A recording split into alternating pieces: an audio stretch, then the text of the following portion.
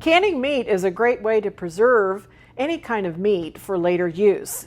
If you're an avid hunter and you've had a successful hunting season, canning meat is a great way to preserve that meat for later use. Or if you've found meat on sale at your local grocery store, or if you've grown animals on your farm and you're using that meat for your family use. Canning is a great way to save it for later use. And if you've run out of freezer space, this is another good reason to do this.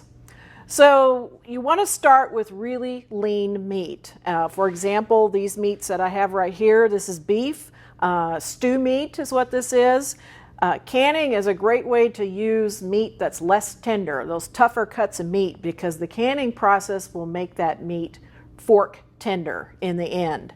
So you want to start with really lean meat. You can see some of these pieces here have some fat on them. So we'll want to take those and trim off excess fat that's on there, or any tough parts like the gristle, or if you see any bruised spots on the meat. Trim those off. Any excess fat can interfere with the seal in the end, so the leaner the better in this whole process. All right, get this one more piece here, and we'll call that good. So the instructions to use for canning meat today that we're using comes from the USDA Complete Guide to Home Canning. We're using the processing methods to can meat in cubes, chunks, or in strips. There are instructions to can meat in other ways, such as ground meat. There's also instructions for canning poultry products, rabbit, and fish products. So today we're going to be canning beef. We've got our meat all trimmed up. Now there's two ways that we can do this. We can do a raw pack method or a hot pack method, and we're going to do both today so that you can see both methods. Pretty simply, on a raw pack method, we basically just put the meat in the jar. If you want to add any salt, you can do that. You want to use canning salt, which is pure salt, and you add a half a teaspoon per pint or a teaspoon per quart. Salt is just for flavor.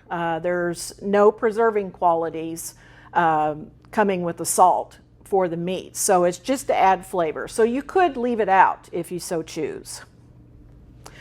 So for a raw pack method, we simply take the meat and put it in the jar, and you want to fill the jar pretty loosely. You need to leave some space in there so that during the canning process, this will create its own juice, and the heat will go through the jar more efficiently if you leave just a little bit of space in between the meat pieces. It takes about between 1 and 2 pounds to fill a pint jar. So today we're using just about 1 pound. And we want to fill this to have 1 inch of headspace. So we'll use our headspace measuring tool, which is this, and we'll set this on the rim of the jar at that point.